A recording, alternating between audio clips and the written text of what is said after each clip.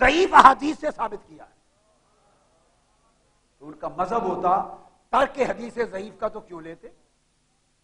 امام بخاری نے کتاب الادب المفرد لکھی ہے، وہ ان کی اپنی کتاب ہے. اب مذہب تو ان کے عمل سے پتہ چلتا ہے، مذہب تو بولیے ان کے عمل سے پتہ چلتا ہے. تو امام بخاری کی اپنی کتاب الادب المفرد، اس میں انہوں نے کئی مقامات پر باب بنائے، اور اس باب میں ایک ہی حدیث ان کے پاس تھی. اس حکم کو ثابت کیا، سنت کو. آداب نبوی پر کتاب ہے نا، آداب نبوی پر، اسلامک ایٹیکیٹس پر ایک ہی حدیث لائے، وہ بھی ضعیف تھی، اور اسی سے حکم ثابت کیا. وہ حدیث الباب ہے. امام بخاری حدیث ضعیف کو کئی جگہ حدیث الباب کے طور پہ لائے ہیں، جس سے حکم ثابت کیا ہے. اب میں نوٹ کرا دیتا ہوں تاکہ پتہ چل جائے کہ امام بخاری کا مذہب کیا ہے. امام بخاری کی الادب المفرد میں حدیث نمبر 47، الادب المفرد میں حدیث نمبر 47 ضعیف الاسناد ہے. جائیں دیکھیے، حدیث نمبر 58 ضعیف ہے سند میں. الادب المفرد امام بخاری کی حدیث نمبر 59 ضعیف ہے سند میں. الادب المفرد میں حدیث نمبر 63 ضعیف ہے. امام بخاری کی الادب المفرد کی حدیث نمبر 80 ضعیف ہے. حدیث نمبر 120 ضعیف ہے. میں نے چند نمونے دے دیے اور بھی ہیں بہت سے. اب صحیح آپ سمجھ آ گئی؟ تو پتہ چلا جب امام بخاری اپنی کتاب میں ضعیف حدیثوں کو روایت کر رہے ہیں، درج کر رہے ہیں، اور ان سے احکام آداب ثابت فرما رہے ہیں، تو پتہ چلا کہ امام بخاری کا مذہب ہے حدیث ضعیف کو قبول کرنا جائز. تو پہلا قول رد ہو گیا، اس کا مدار امام بخاری پر تھا، وہ رد ہو گیا. دو باتیں میں نے کہیں، یاد رکھ لیں. ایک بات کی کہ حدیث ضعیف کو قبول کرنا جائز نہیں، یہ قول امام بخاری سے ثابت ہی نہیں ہے. دنیا کی کسی کتاب میں امام بخاری کا یہ قول نہیں ملے گا. اور دوسرا، میں نے اپنے موقف کے حق میں یہ کہا کہ امام بخاری کا مذہب حدیث ضعیف کو قبول کرنا ان کی کتاب الادب المفرد اور الجزء فی الجہر بسم اللہ دیگر کتابوں سے ثابت ہے. اور کئی احادیث امام بخاری نے بے حساب احادیث اپنی حدیث کی کتاب جو اسماء و رجال پر تاریخ الکبیر میں درج کی ہیں، احادیث ضعیفہ ہیں اس میں درج کی. تاریخ الکبیر میں نے امام بخاری کے حوالے دے دیے. اب آج ان کے اوپر تخریج اور تحقیق ہو چکی ہے، اور تخریج تحقیق آ چکی ہے، سعودی عرب میں ہوتی ہے، علامہ البانی نے کی ہے، لوگوں نے سلفی علماء نے کی ہے. انہوں نے درج کر دیا ہے یہ حدیث ضعیف ہے، ضعیف ہے، ضعیف ہے. سوال ہے جن کو اب آپ نے لکھ دیا کہ ضعیف ہے، وہ روایت کس نے کیا تھا؟ وہ درج کس نے کیا تھا؟ اس حدیث ضعیفہ کو قبول کس نے کیا تھا؟ اپنی کتاب کی زینت کس نے بنایا تھا؟ ان احکام کو ثابت کس نے کیا تھا ان حدیث ضعیفہ کے ذریعے؟ امام بخاری نے. تو امام بخاری کا مذہب ثابت ہو گیا کہ ان کے ہاں جہاں حدیث صحیح جس مسئلے پر دستیاب نہ ہو، جس مسئلے پر حدیث صحیح دستیاب نہ ہو، اور مسئلہ کفر و ایمان کے عقیدے کا یا حلال و حرام کا نہ ہو، شریعت کے باقی آداب اور مناقب و فضائل کا مسئلہ ہو، ترغیب و ترغیب کا، تو حدیث ضعیف کو قبول کرنا، درج کرنا اور اس سے حکم ثابت کرنا سب کچھ امام بخاری کے ہاں جائز ہے. یہ امام بخاری کا مذہب ہے. اب دوسری بات کہی گئی امام مسلم کی، کہ امام مسلم کا بھی مذہب حدیث ضعیف کو مطلقاً قبول نہ کرنا. یہ بھی غلط بیانی ہے. یہ بھی سن لیں، میں نے وثوق سے کہہ دیا کہ امام مسلم نے یہ بات زندگی میں نہ کبھی کہیں نہ لکھی. حدیث ضعیف مطلقاً قبول نہیں، ختم ہو گئی. انہوں نے بھی اپنی جامع الصحیح مرتب کرتے ہوئے قاعدہ بنایا، اس میں احادیث ضعیفہ کو نہیں لیا. That's it. اب یہ انہوں نے ایک کتاب کا معیار بنایا ہے، ایک کتاب کا معیار بنایا ہے. بھائی اس کا میں آپ کو طریقہ ایک سمجھا دیتا ہوں بڑی آسانی سے. امام نسائی کا نام جانتے ہیں؟ امام نسائی نے کتاب لکھی حدیث میں السنن الکبریٰ. کیا؟ السنن الکبریٰ. وہ موجود ہے، بڑی پڑھائی جاتی ہے دنیا میں، ہر عالم کے پاس، بڑے علماء کے پاس ہے. جب وہ کتاب لکھی تو آپ نے اس وقت کا جو بادشاہ تھا، علم کے قدردان لوگ تھے، اس کو پیش کی. کہ حدیث میں نے بڑا عظیم ذخیرہ مرتب کیا ہے، السنن الکبریٰ للنسائی پیش کیا۔ بادشاہ وقت نے ایک سوال کیا، پوچھا کہ اے امام نسائی، اس میں آپ نے جتنی احادیث درج کی ہیں کیا ساری صحیح ہیں؟ پوچھا، اب درج کیا تو ان کا مذہب تھا نا، اس میں صحیح بھی ہیں، حسن بھی ہیں اور ضعیف بھی ہیں، ان کا مذہب تھا تو درج کیا۔ اب بادشاہ نے پوچھا کہ یہ ساری احادیث صحیح ہیں؟ تو ائمہ حدیث کا قول طریقہ تھا کہ ان کا فرض تھا بتا دیتے یہ صحیح ہے، یہ حسن ہے، یہ ضعیف ہے۔ امام ابو داؤد نے ایسا کیا۔ امام ابو داؤد نے خود لکھا کہ میں نے اپنی کتاب میں حدیث صحیحہ کو لیا۔ امام ترمذی، ابی داؤد اور نسائی سب کا طریقہ پہلے بخاری مسلم کے مطابق صحیح لاتے ہیں، پھر بخاری مسلم دونوں میں سے کسی ایک کی شرائط کے مطابق صحیح لاتے ہیں، پھر اپنی شرائط کے مطابق صحیح لاتے ہیں۔ جس باب میں حدیث صحیح میسر نہیں ہوتی تو پھر حدیث ضعیف لاتے ہیں، پھر اس کی علت بھی بیان کر دیتے ہیں، حکم بھی دے دیتے ہیں۔ اور اگر کوئی حدیث صحیح نہیں ہوتی اور وہی حدیث ضعیف ہے اور حکم کا مسئلہ ہے تو پھر یہ بھی رکھ دیتے ہیں کہ حدیث ضعیف ہے مگر احکام کا، علماء کا حکم اور فیصلہ اسی پر ہے۔ سب ائمہ لکھتے۔ تو امام نسائی سے پوچھا کہ اس کی ہر لفظ تھا، کیا اس کی ہر حدیث صحیح ہے؟ آپ نے فرمایا نہیں۔ اور چونکہ ہر حدیث صحیح نہیں، صحیح بھی، حسن بھی، ضعیف بھی، تو ثابت ہو گیا کہ امام نسائی کا مذہب بھی یہی تھا، حدیث ضعیف کو لینا درج کرتے۔ بادشاہ نے کہا کہ مجھے چاہیے ان میں سے چنیں اور ایک ایسی کتاب تیار کر دیں جس کی ہر حدیث آپ کے نزدیک صحیح ہو۔ آپ واپس چلے گئے، آپ نے السنن الکبریٰ میں سے پھر صحیح حدیثوں کو منتخب کیا اور نئی کتاب تیار کی، اس کا نام لکھا السنن المجتبیٰ۔ السنن المجتبیٰ، یہ جو سنن ہے سیاستہ میں جو شامل ہے یہ السنن المجتبیٰ ہے، چنی ہوئی سنن۔ یہ السنن الکبریٰ کے اندر خلاصہ ہے۔ فرمایا یہ میرے نزدیک ہر حدیث درجہ صحت پر ہے۔ تو مذہب کیا ثابت ہوا؟ میں یہ سمجھانا چاہتا تھا۔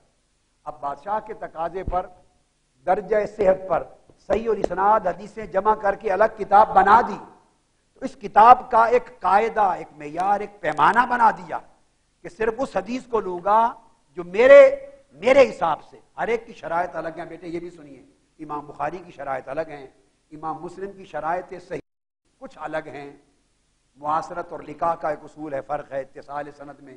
امام ابو داؤد کی اپنی ہے، امام نسائی کی اپنی ہے، ابن ماجہ کی اپنی ہے، امام مالک کی اپنی تھی۔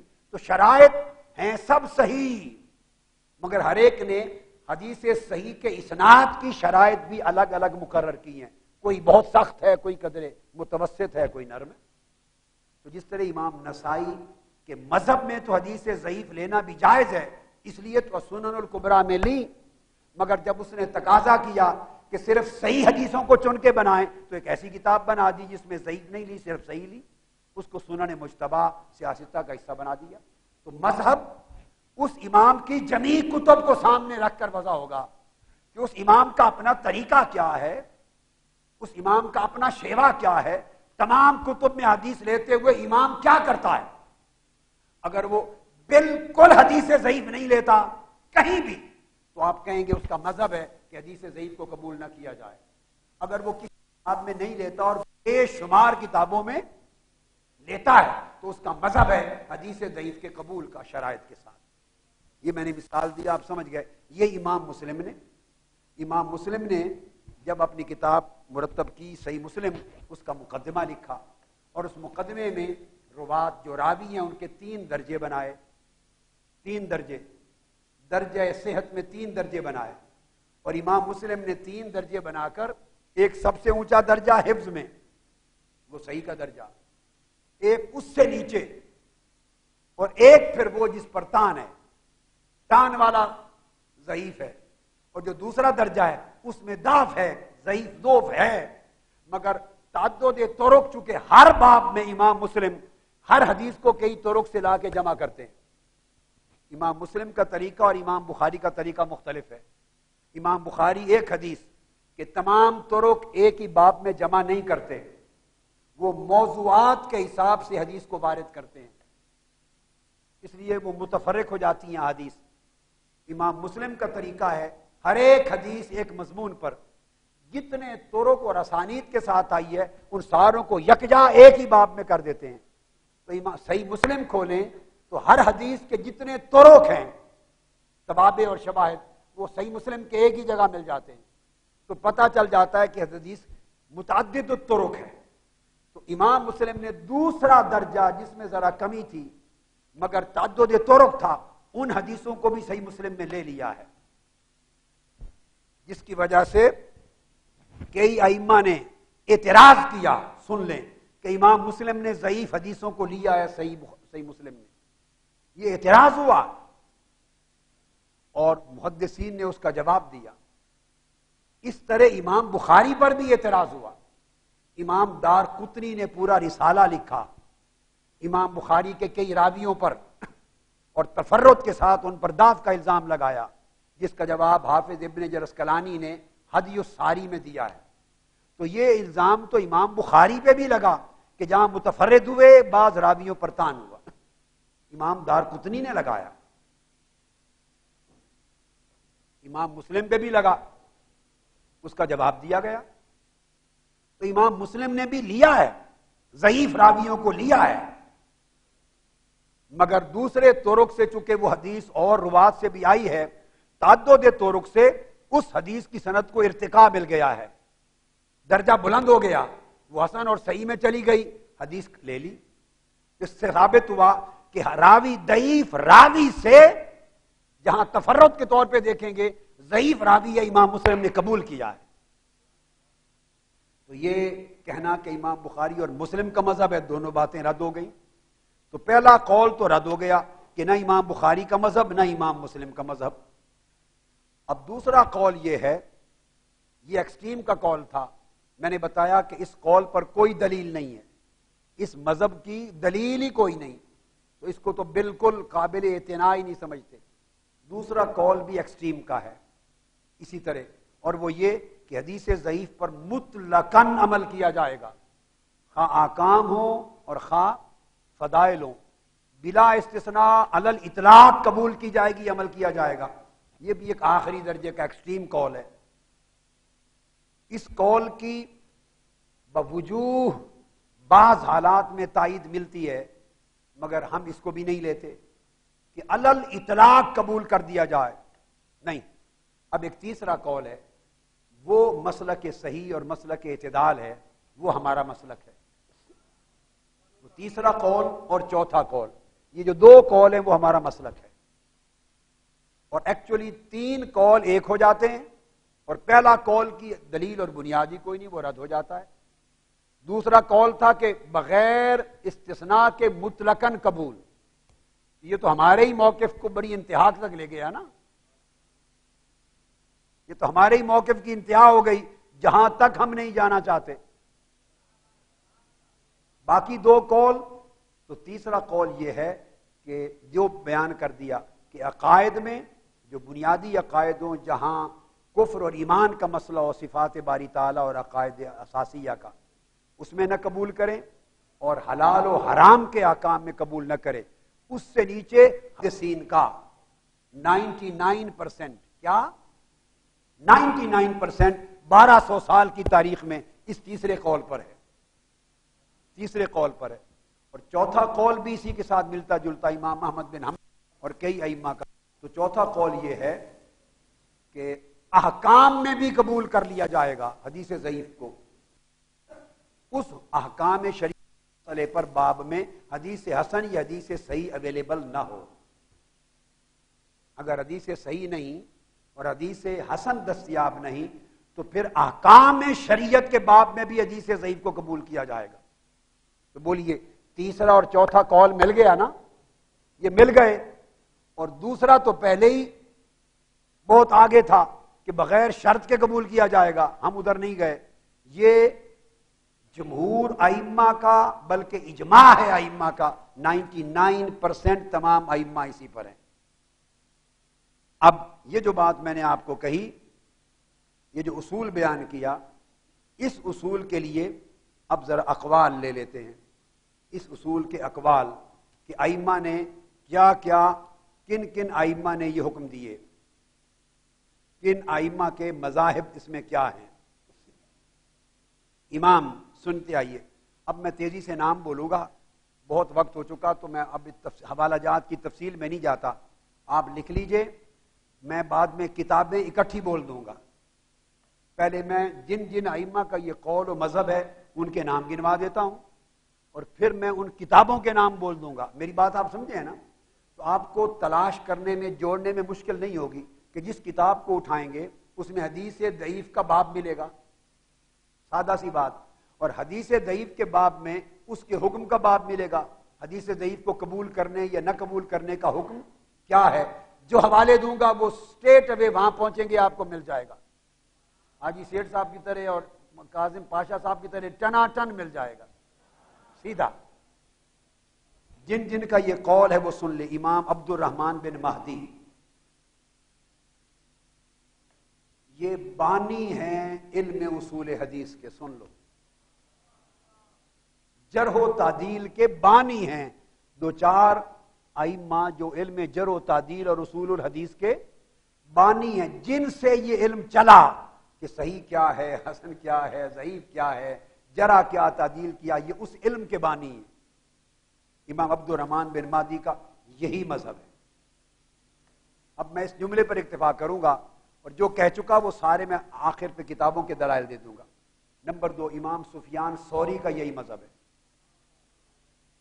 اور ان سب سے روایتیں لی ہیں امام بخاری، امام مسلم نے، سیاستہ نے۔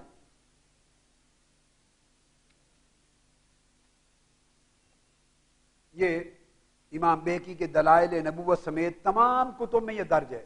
امام حاکم کی المدخل لے، کل کتب جب اب لیں گے، خطیب بغدادی کی الکفایہ لیں گے، حاکم کی مدخل لیں گے، ابن الصلاح کا علوم الحدیث لیں گے، امام اسقلانی کو لیں گے، جس کتاب کو اٹھائیں گے ان سب کے اقوال ملیں گے آپ۔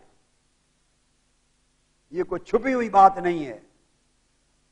امام سفیان ثوری کا یہ عقیدہ ہے، امام عبداللہ بن مبارک کا یہی مذہب ہے، عبداللہ بن مبارک، پھر امام سفیان بن عیینہ، سفیانان بولتے ہیں، دو سفیان ہوئے جو جرح و تعدیل اور علم اصول حدیث کے امام تھے، اور حدیث کے امام سفیان الثوری، امام سفیان بن عیینہ، سفیانان، دونوں کا یہی مذہب ہے۔ یہ وہ لوگ ہیں جو سب امیر المومنین فی الحدیث ہیں، ان سے بڑے قد کا ان زمانوں میں کوئی عالم حدیث اور جرح و تعدیل اور اصول کا کوئی نہیں ہوگا۔ یہ میں اس پائے کے لوگ بتا رہا ہوں، ان سے بڑے قد کا کوئی شخص جرح و تعدیل اور اصول حدیث میں کوئی نہیں ہوا۔ ان سب کا مذہب یہ ہے جو آپ کا ہے، اور جو آپ کا مذہب ہے وہ سب ان کا تھا۔ تو بدعت کس کا مذہب ہوا، آپ کا یا اختلاف کرنے والوں کا؟ جو پھر گئے 1400 سال کی علم کی تاریخ سے، وہ بدعت ہوا۔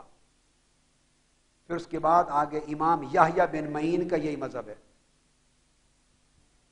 پھر امام احمد بن حنبل کا یہ مذہب ہے، ان کا اونچا بولیے بھائی، امام احمد بن، گھنٹوں سے بول میں رہا ہوں، گلے آپ کے سوکھ گئے ہیں، آواز نہیں نکل رہی۔ امام احمد بن حنبل کا یہ مذہب، اور ان تمام کتب کے لیے آپ چاہیں تو علامہ ابن تیمیہ کی مجموع الفتاوی پڑھ لیں۔ علامہ ابن تیمیہ مجموع الفتاوی صفحہ 65 سے 68، انہوں نے بھی لکھا کہ امام احمد بن حنبل کا بھی یہی مذہب ہے۔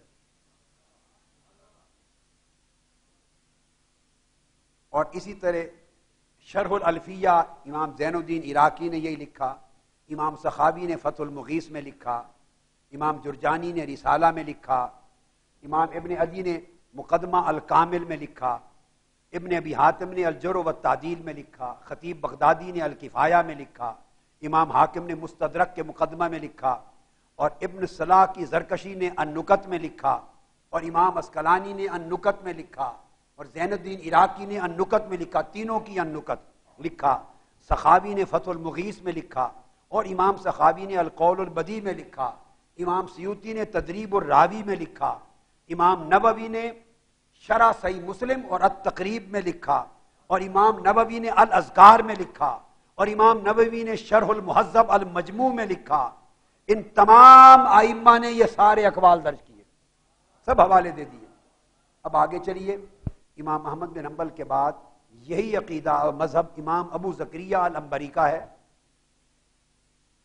جو میں وضاحت کر چکا ہوں نا کہ حدیث ضعیف قبول ہوگی، اس پر عمل کرنا جائز ہے، مستحب ہے، جائز ہے، سوائے اس اساسی عقیدے سے جس سے کفر و ایمان یا وہ شریعت کا حکم جس کا حلال و حرام ثابت ہو، دو چیزوں کو چھوڑ کر باقی تمام امور میں وہ ترغیب میں ہیں، ترہیب میں ہیں، تشدید میں ہیں، ترخیص میں ہیں، ان تمام علوم میں، قصص میں ہیں، آداب میں ہیں، فضائل میں ہیں، مناقب میں ہیں، ان سب میں حدیث ضعیف کی روایت کے قبول کرنے میں تساہل برتا جائے گا، درگزر کیا جائے گا، نرمی برتی جائے گی اور قبول کیا جائے گا۔ تو امام ابن ابی حاتم کا بھی یہ مذہب ہے، امام ابن ابی حاتم الرازی، ان کا مذہب بھی یہ۔ پھر آگے چلیے، امام بہقی کا مذہب بھی یہ، امام بہقی ان کا بھی یہی مذہب ہے، ان کی المدخل اٹھا کے دیکھ لیجئے، ان کی کتب کے اندر درج سارا۔ پھر امام نووی کا عرض کر چکا، الاذکار کے مقدمہ میں درج کرتے ہیں، ان کا مذہب بھی یہ ہے۔ اور پھر امام ابن عبد البر المالکی، ان کا مذہب بھی یہ، ان کی کتاب جامع بیان العلم معروف کتاب اور دیگر کتب میں حافظ ابن عبد البر کا بھی مذہب یہ مالکی کا۔ اور امام نووی کا میں نے بتا دیا شرح المہذب مجموع کی شرح، اس میں بھی ان کا یہی مذہب انہوں نے واضح بیان کیا۔ پھر خطیب بغدادی کا مذہب بھی یہ، الکفایہ میرے سامنے پڑھی ہیں کتابیں، ان کا یہ مذہب ہے۔ اور پھر علامہ ابن قدامہ الحنبلی، ان کا بھی یہ مذہب ہے، فرماتے ہیں نوافل ہوں فضائل ہوں، نوافل اور فضائل و مناسب ہوں، فرماتے ہیں لا یشترط صحۃ الحدیث لہا، حدیث صحیح کی کوئی شرط نہیں ہے مناقب اور فضائل اور نوافل میں، کیٹیگوریکل لکھتے ہیں کل ائمہ۔ پھر علامہ ابن تیمیہ کا یہی مذہب ہے، اپنا مذہب، وہ کہتے ہیں مقادیر الثواب والعقاب وانواعہ اذا روی فیہا حدیث لا نعلم انہ موضوع جازت روایتہ والعمل بہ۔ ابن تیمیہ کہتے ہیں صرف موضوع نہ ہو، کیا صرف موضوع نہ ہو، باقی حدیث ضعیف کی جو بھی قسم ہو، وہ کہتے ہیں وہ ساری انواع ثواب اور عقاب کے معاملات میں اس حدیث کو روایت کرنا بھی جائز، اس پر عمل کرنا بھی جائز۔ ابن تیمیہ یہ ان کا مذہب ہے، میں نے کوٹ کر دیا، حوالہ بھی سن لیں، مجموع الفتاوی علامہ ابن تیمیہ جلد 18 صفحہ 66،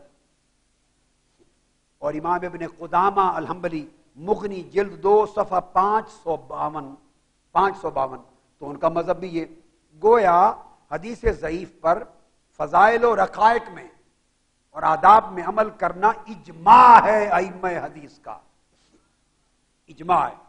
اور یہ اجماع بھی نقل کیا، محدثین نے لکھا بھی ہے کہ یہ اجماع ہے۔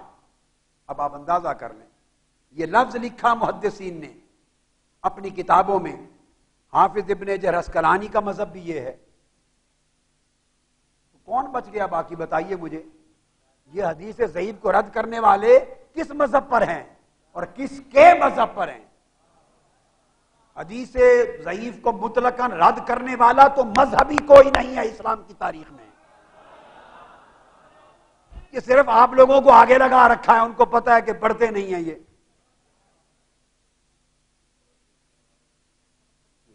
آپ نے یہ کام کر رکھا ہے۔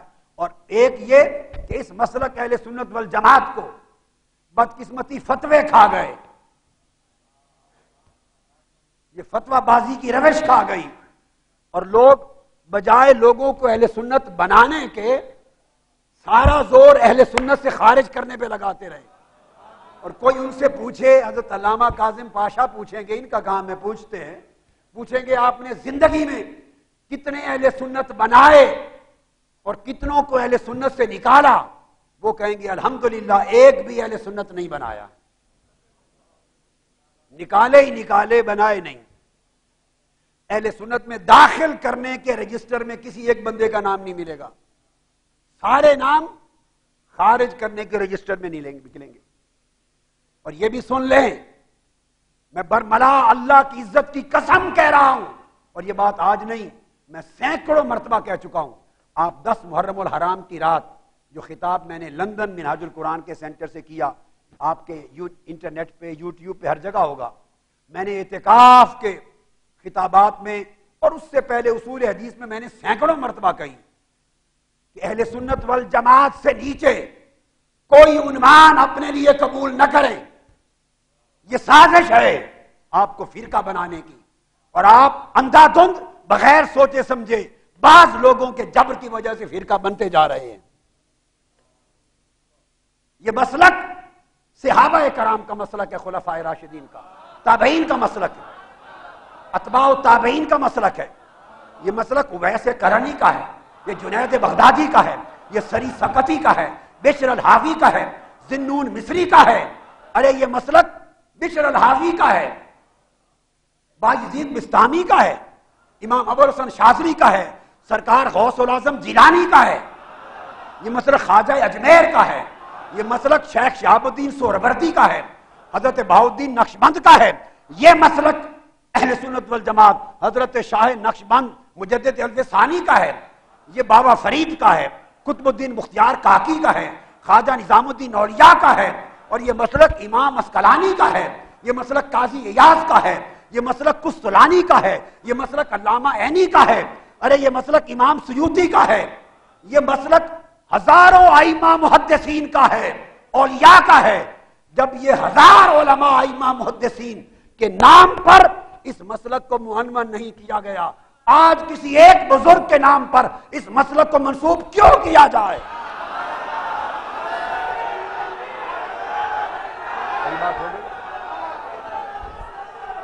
اگر آپ نے، اب میں اہل سنت کو خطاب کر رہا ہوں، یہ مسلک بریلوی نہیں ہے.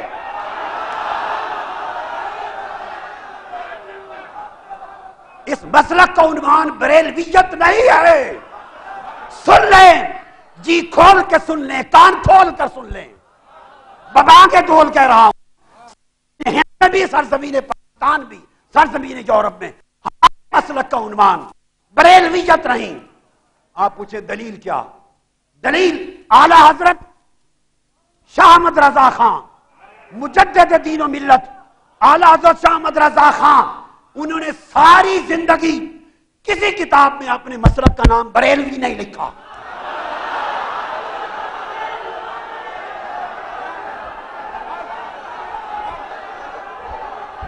ہم اعلی حضرت نے خود اپنے مسلک کو بریلوی نہیں کہا.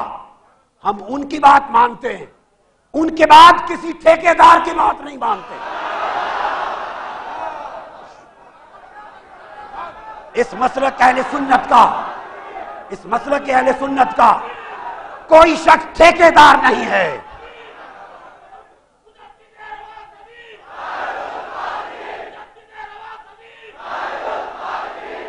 اگر کسی کو، اگر کوئی یہ سمجھے کہ اس کے پاس ٹھیکہ ہے، جس کو وہ سنی کہے وہ سنی ہے، نکالنا چاہے نکال دے، تو کسی کے پاس ٹھیکہ نہیں ہے. ہم کسی ٹھیکیدار کو نہیں مانتے، کسی فتویٰ باز کو نہیں مانتے. اگر مسلک افراد پر آ جائے، اگر ہم سنی نہیں، روئے زمین